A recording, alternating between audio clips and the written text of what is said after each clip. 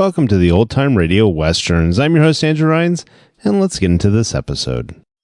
This episode is going to be The Lone Ranger. Original air date is February 14th, 1944, and the title is Buffalo Bill. Let's get into it, and I hope you enjoy.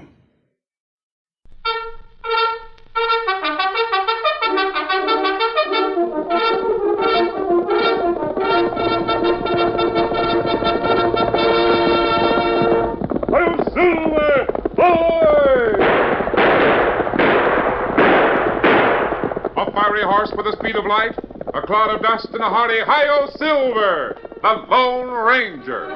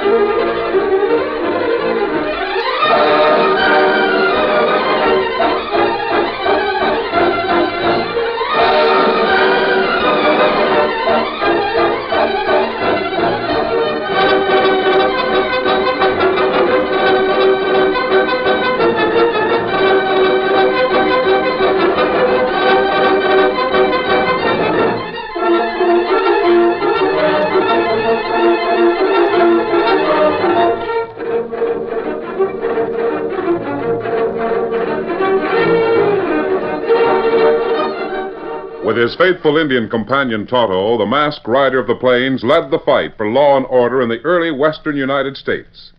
The stories of his strength and courage, his daring and resourcefulness have come down to us through the generations, and nowhere in the pages of history can one find a greater champion of justice. Return with us now to those thrilling days of yesteryear. From out of the past and the thundering hoofbeats of the great horse Silver, the Lone Ranger rides with Buffalo Bill. Come on, Silver! We're going to meet Bill Cody! Hail, Silver! Forward!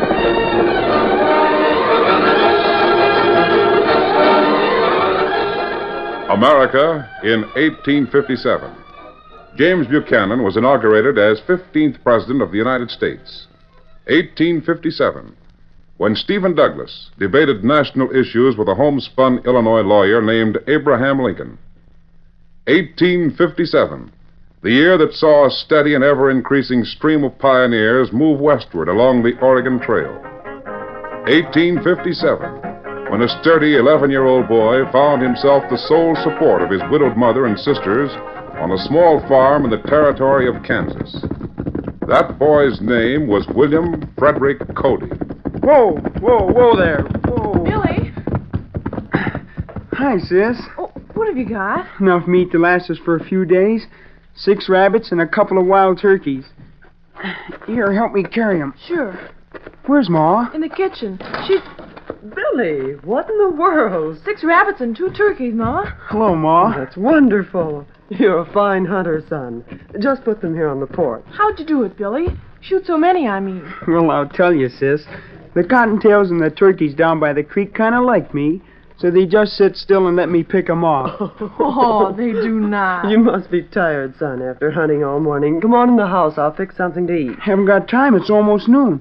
Gotta ride into town or I'll be late for the dog shoot. Dog shoot? What are you talking about? You know. Folks around here have one every year about this time. Anybody with a rifle can enter the contest. What sort of a contest? A crowd goes out about a quarter-mile east of town, where all those prairie dog mounds are. And we take turns to see who can knock off a prairie dog when he sticks his head out of the ground. You couldn't do that. Prairie dogs move too fast. They duck into their holes so quick you can't see them. That's a trick, sis. To shoot before they duck. But, son, there'll probably be a lot of grown men in the contest. Aren't you a little young? There's nothing in the rules about how old you have to be. I think I can shoot as good as anybody else. Besides, I need the rifle. This one's kind of worn out. Rifle? That's the first prize. Whoever wins the shoot gets a brand new Spencer rifle. Well, that's fine, but... And you insist keep your fingers crossed. Because I'm going to win it if I can. I'll be back for supper.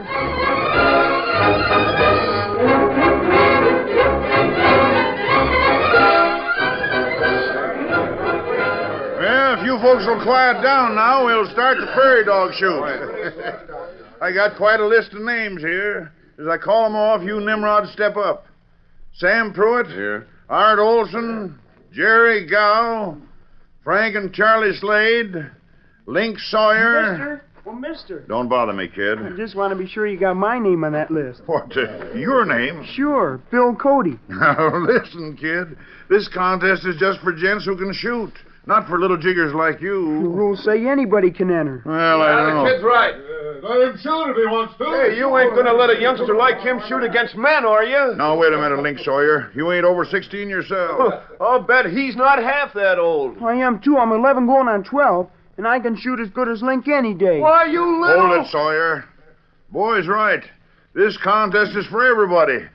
So the last name on my list is, Bill Cody. Bill Cody. Now, here's the rules. As you can see, there are 50 or 60 prairie dog mounds all around us. None of the critters are in sight now, but you never can tell when one of them will pop his head out of one of those holes.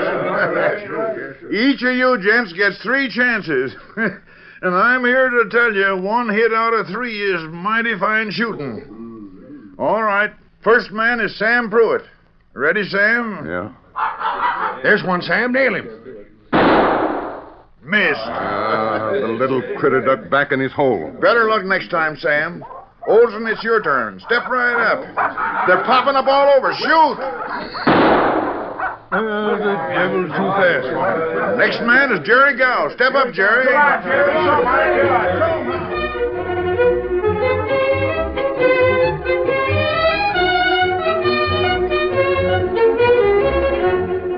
Nobody's scored so far except Link Sawyer. This is the last round, and the next man up is Bill Cody. I'm right here, sir. Go to it, son. Maybe a baby would have better luck with a pop gun. Shut up, Link. Kind of tough on the kid. Been so much shooting that a prairie dog won't stick up his head for love nor money. Yeah, he can't beat Link Sawyer even if he does hit one. Hey, look. He's got a pistol stuck in his belt. What's that for? I don't know. All the guns in the world won't make one of those prairie dogs stick his head above ground. What's he doing? Barking like a prairie dog. And look! Look! By jumping juniper, he nailed 2 of them. One with the rifle and one with the pistol.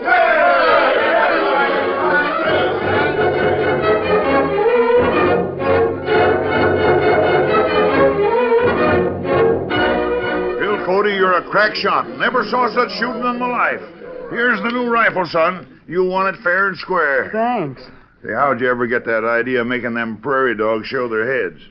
Imitating another dog sure did the trick. Well, I just figured if I was a prairie dog hiding in a hole, what would I stick my head up for? I don't know. What? Another prairie dog. Thanks again for the rifle, mister. I gotta be going now. Promise Ma I'd be home for supper.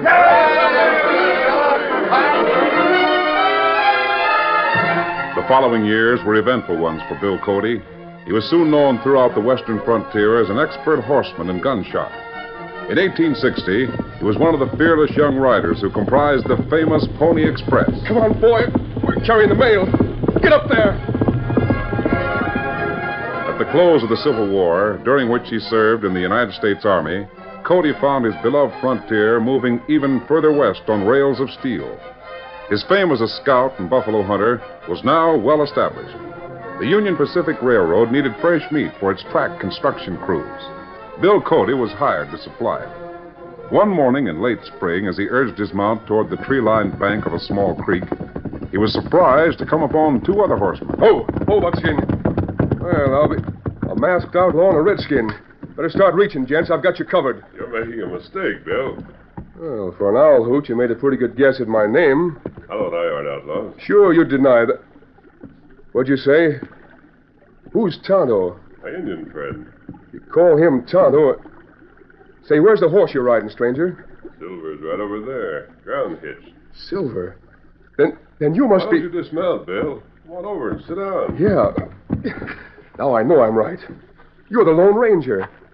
I guess I was a little bit previous throwing down on you like I did. It's always best to be on the safe side. You know, you're the one person I've always wanted to meet.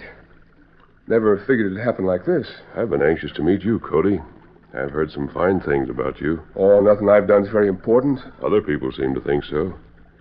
You've come a long way from the boy back in Kansas who won a rifle by fooling the prairie dog. Say, how'd you know about that? Now you're hunting buffalo. Yeah, it's a good job. And ordinarily I'd like it if it wasn't for days like today. What's wrong? Oh, I'm riding herd on a party of eastern tourists. They're waiting over near the railroad about a mile south of here. What's the idea? They want to watch me kill some buffalo. Getting a few shots themselves, I guess. There's a herd grazing up at this end of the valley. I'm supposed to drive them down past the tourists. That shouldn't be hard. No, but while I'm doing it, I'm liable to lose my chance to bag the day's meat supply for the railroad men. I can't get out of it, though, so might as well... Wait a minute, Bill. Suppose a buffalo came down the valley without you hurting them. Couldn't you get in all the shots you need that way? Yeah, sure. But you know what contrary critters buffalo are. No way of figuring where they'll head for. Besides, I've got to be careful. There's a couple of women in that party of tourists. Maybe Tonto and I can help you.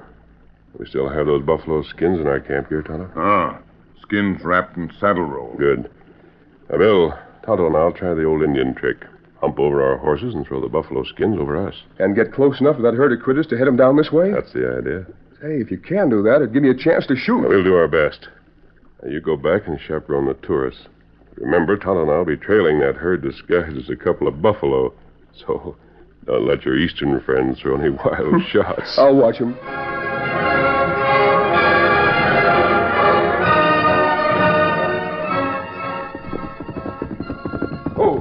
Oh, Buckskin, oh.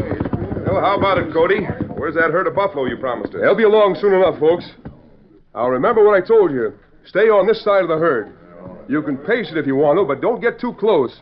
And keep your sights low. Where are you going to be, Cody? I'll work towards the drag end. Here it comes. Look, there must be thousands of them. Isn't this exciting? Careful, ma'am. All right, let's go. Come on, Buckskin. Get up. Come on.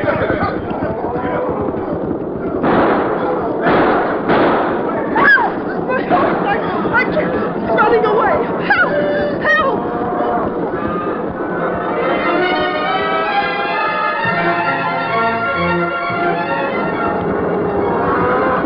Hello. Those fools have tried to... The herd's stampeding. That woman will be killed unless we get... Come on, Silver. Get him up, Scout.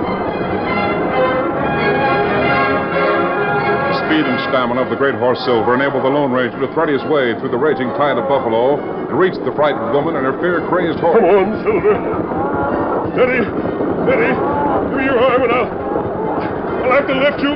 Now we'll ride double. Now, come on, Silver.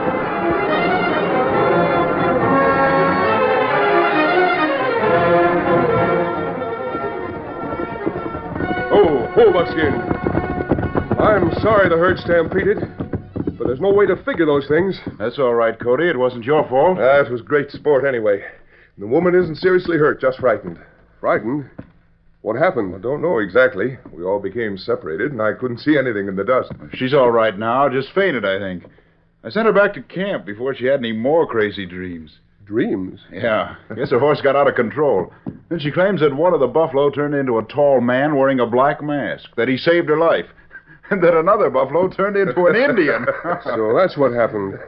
Maybe the woman wasn't as crazy as you think. What? Nothing.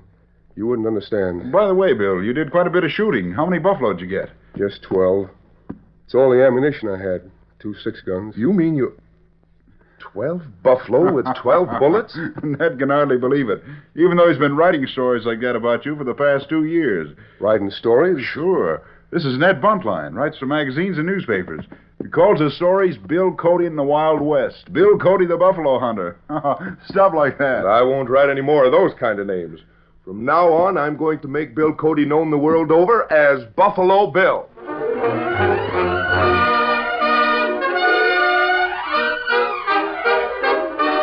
The curtain falls on the first act of our Lone Ranger story. Before the next exciting scenes, please permit us to pause for just a few moments.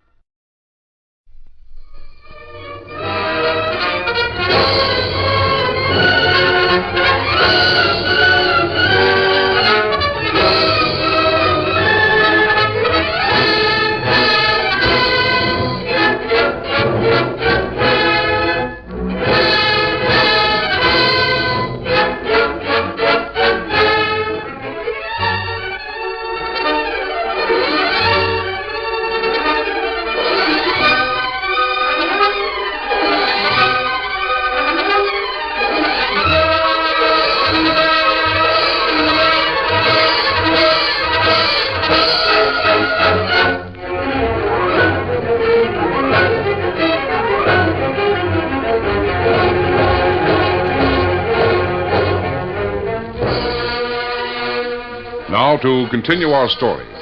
It was 4 years later, after he had completed his job as official hunter for the railroad, that Buffalo Bill became an Army scout attached to General Sheridan's command. One day in June, he was riding north to the Black Hills country. Approaching Signal Bluff, he reined up sharply. Oh, Buckskin. Let's stop here and get some rest. Yeah, there's a lot of hard riding ahead of us. Bill. What? Why, the Lone Ranger. Where'd you come from? Tonto and I have been waiting here in this grove of trees for almost an hour. Well, I'm sure glad to see you. It's been a long time since... Say, I never did get to thank you for saving the life of that tourist woman when the buffalo stampeded. You're scouting for the Army now, aren't you, Bill? Yeah. Carrying dispatches for General Sheridan. He's at Fort Larned. I see. Which way are you heading? North. Have some orders for General Custer. He and the 7th Cavalry left Fort Abe Lincoln about 3 weeks ago. Sheridan's kind of worried about Indian trouble. He figures... You won't have to go that far north to find Indian trouble, Bill. What do you mean? I told you, Todd and I have been here for over an hour. We've been watching the top of the bluff. Look. Smoke signals. They're Arapahoes. Evidently an advance war party of 20 or 30 braves. They spotted their hack papa ponies in a little draw south of here. Arapahoes, huh?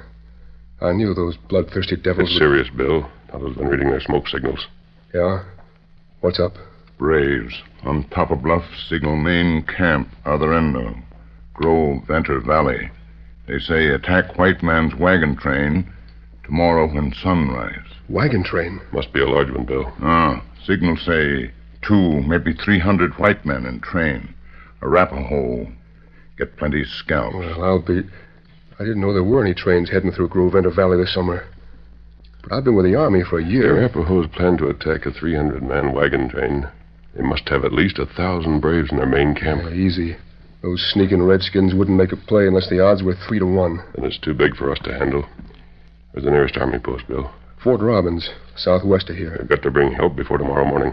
Best way to handle Indians is to find out where their main camp is and make a play before they do. Another thing. The wagon train has to be warned. Tonto. You ride to the fort. Tell the commanding officer what we've discovered. He'll need all the men he can muster. Yes, Scout. Ride hard, Tonto, and fast. Me do it. Get him up, Scout. Well, how about it, Bill? One of us should trail these braves when they come down from the bluff. The other one find that wagon train. I'll stay here. Stick on the Redskins' trail. Good. You're Silver. You won't have any trouble cutting a sign to follow me. And when Tonto brings the soldiers, we'll meet him south of here. That's it. Steady. Steady, Silver. Easy, Say, man. I forgot to ask you. Yeah? Where were you and your friend heading when you stumbled onto this? Trailing a renegade white who's been selling a lot of whiskey to the Indians. Yeah? His name is... Oh, but all that can wait till later. Oh, Bill, look. The braves have left the top of the bluff. They'll be down here in a few minutes. You skin out for the wagon train. I'll trail these red devils. Right. Come on, Silver. It was many miles of hard riding, and an hour past sundown before the Lone Ranger reached the western end of Grove Venter Valley and sighted the wagon train. He saw almost 100 prairie schooners and wagons circled for the night around several large campfires. The fact that no guards were posted enabled him to reach the camp unchallenged. Oh, Silver, steady. Easy now. You wait here, boy. I'll be right back. Oh, just a minute. Who's the leader of this wagon train? Where can I find him? Ask an outlaw. You can't. I'm no outlaw, but I can't waste time arguing with you. A gun. Mr. Everett. Mr. Everett. Yes, what is it? Can you, come out here and... What's the trouble? With this man, You mean it? Where's you wearing a mask? Don't worry about my mask, Mr. Everett. If you're in charge of this train, I have important news for you. Who are you? I've ridden here from Signal Bluff to tell you that the Arapahoes are on the warpath. They intend to attack your wagon train at daybreak. Arapahoes? How do you know? We read their smoke signals to the main camp, which is hidden somewhere near here. An Indian raid. Do you mind telling me who's scouting for you? Who brought you into the valley? Now, wait a minute. I don't know you. Why should I tell someone who rides in here wearing a mask? The fact that you don't know me doesn't make the danger any less. Buffalo Bill and I are Buffalo good... Bill? Well, I know him. He's trailing a party of Arapahoes right this minute, trying to locate their main camp. We've sent to Fort Robbins for soldiers to help you. You know, stranger, in spite of that mask, I almost believe you. Good. I promise you, you're making no mistake. Now, where's your trail scout? Well, he's not here. He was ahead of us all afternoon. Hasn't come back yet. Hasn't? That's strange that a scout wouldn't stay with... What's his name? Fella named Sawyer, Link Sawyer. We hired him back in Missouri when we formed the train for Oregon. Sawyer? You know him? Sawyer's a man that I've been... No wonder you fell right into an Indian trap. What do you mean? Well, there isn't time to explain. Now listen carefully. If you value your own life and the life of every man, woman, and child in this train, do what I say. What is it? Break out every gun you have. Bank your fires and keep the women and children near them. Arm every man and post guards at least a quarter mile on all sides. I'll do it. What are you All going to Buffalo Bill and I can do is to try to find the Arapaho camp and hope the Tonto has reached Fort Robbins. Now remember what I said. Break out every gun. Steady, big fella. Come on, Silver! The Lone Ranger rode back to Signal Bluff as fast as Silver could take him. There he found a trail sign that told an ominous story. From the broken underbrush, many hoof prints, and the bodies of several dead Indians, he knew that Buffalo Bill had been discovered by the Arapaho braves. Whether the famous scout had been killed could be answered only by trailing the Indians who had evidently survived his gunfire. It was several hours later before the Lone Ranger finally found the Arapaho's main camp. He saw hundreds of teepees pitched around a cleared square that was lit by flaming torches. Scores of half-naked savages danced to the throb of Indian drums and the wild shouts of shamans and medicine men. Thankful that it was still dark, the Lone Ranger dismounted and slipped quietly through the shadows until he reached the edge of the camp. Suddenly, the drums and dancing ceased. A ghastly hush fell over the ranks of Arapaho warriors as a weirdly clad shaman or witch doctor walked to the center of the cleared space. He wore a hideous mask that resembled a skull, with curved horns protruding from a wig of dyed porcupine quills. The moment he started to speak, the Lone Ranger realized he was not an Indian. He was a white man. Hear me, O mighty warriors of the Arapaho. We have captured the yellow-haired white man who has also brought death to many of our people. Now, he must die. He must die in the flames of a burning stake. Then at sunrise we ride to find many more white scalps. They wait for us in Grove Benner Valley. This is the will of the war god. Familiar with Indian customs, the Lone Ranger knew from what he had heard that Buffalo Bill was probably being held in one of the teepees. The question was how to find him before the war dance ended. Moving quickly in darkness, he reached the rear of what appeared to be the largest buckskin lodge. He slit the taut covering with a pocket knife. What the? Bill, I came to set you free. Behind you, watch out. Tomahawk didn't miss your skull half an inch. Thanks for warning me. What are you thanking me for? You're the one who's always popping up just when I'm in a spot too tight to get out of. Here, mind cutting these ropes? Sure. They spotted me at the bluff before I knew it. There were too many red varmints for one man to handle. Yes, I thought so. I've warned the wagon train. That dance out there is liable to stop any minute. Yeah, I know. Say, the shaman these Arapahoes have got is no more a redskin than I am. I heard him talk. So did I. He's a renegade white Tonto and I've been trailing. Name is Link Sawyer. Link Sawyer? Well, You know him? Yeah, I used to. Back in Kansas when I was a kid. He's the one who's responsible for all of this. Hired out to the wagon train as a scout and led them into this trap. Link Sawyer. He always was an ornery cuss. Well, the Redskins left my Winchester here with me. I ought to take it. Killing Sawyer now would only make things worse. The toughest job is ahead of us, getting out of this camp. Come on.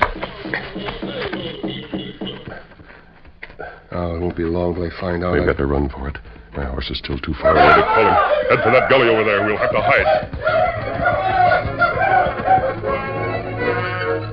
The next hour, the Lone Ranger and Buffalo Bill huddled close to the ground in a shallow gully near the Indian camp. They realized that luck alone had kept them from being discovered. Yet they were unable to move because they were surrounded. Sky's getting lighter, Bill. It'll be daybreak in a few minutes. That'll be too late. The Indians can afford to wait. They know I'm here someplace. Yes, if we're going to make a break, run for the trees over there. It'll have to be now. Well, that'll be suicide. I know how these sneaking Indians figure. They're holed up all around us. They'll stay that way till they know where we are. And they'll open up. Most of them have ridden off, headed north for the valley. I hope Tonto reached the fort and brought the soldiers back with him. Yeah, but that don't help us none. If I only knew where them varmints were hiding, I could pick off a few with my Winchester and we might break through. That's a good idea, but No, it ain't. Look, if you raise your head, the only thing you can see on all sides of us is trees, logs, and rocks. 10 to 1, the Indians are behind some of them. But how are we going to know? There's just no way to make them show themselves. Yes. You're a dead shot, Bill. The Indians would only raise their heads and give... They might if... How? Listen, didn't I hear a story a long time ago about you and some prairie dogs who wouldn't show their heads? Some prairie dogs? Yeah. Yeah, it's worth a try. If it does work, we'll have to run fast before the rest of them realize what's going on. Well, it's light enough to see now. So here goes. That's it. There's 3 of them, Bill, over this way. Come on, there's one way clear.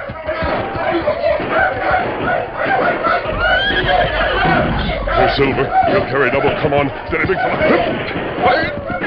Come on, Silver!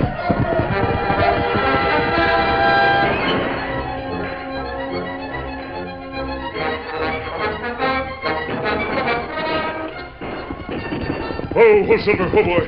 Oh, look, it's a wagon train. They're putting up a good fight, but there's too many Arapahoes. They'll just keep circling like that till they finally close in. And to think that Sawyer, that dirty low-down murdering... Bill, listen. The soldiers, and they're really slapping leather. Come on, Silver!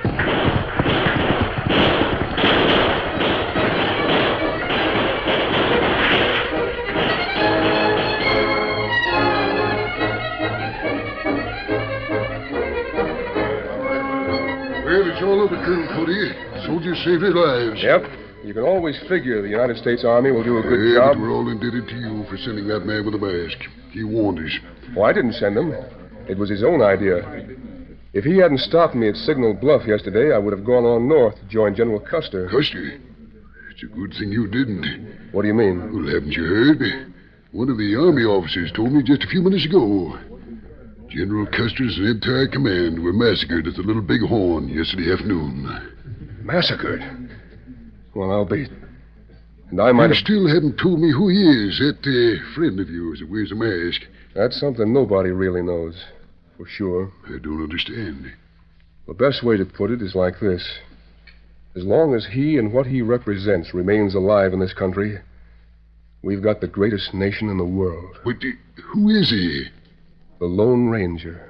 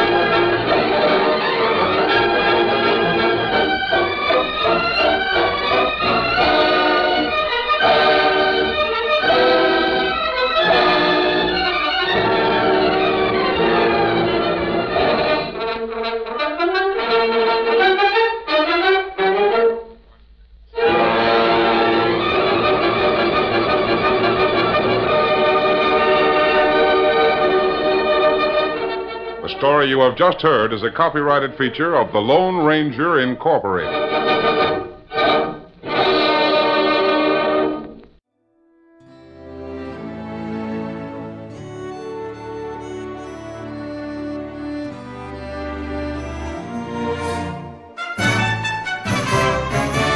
This has been a presentation of OTRWesterns.com, and we hope you enjoyed. Please take some time to like and rate our shows in your favorite podcast application. Follow us on Facebook by going to OTRWesterns.com/Facebook.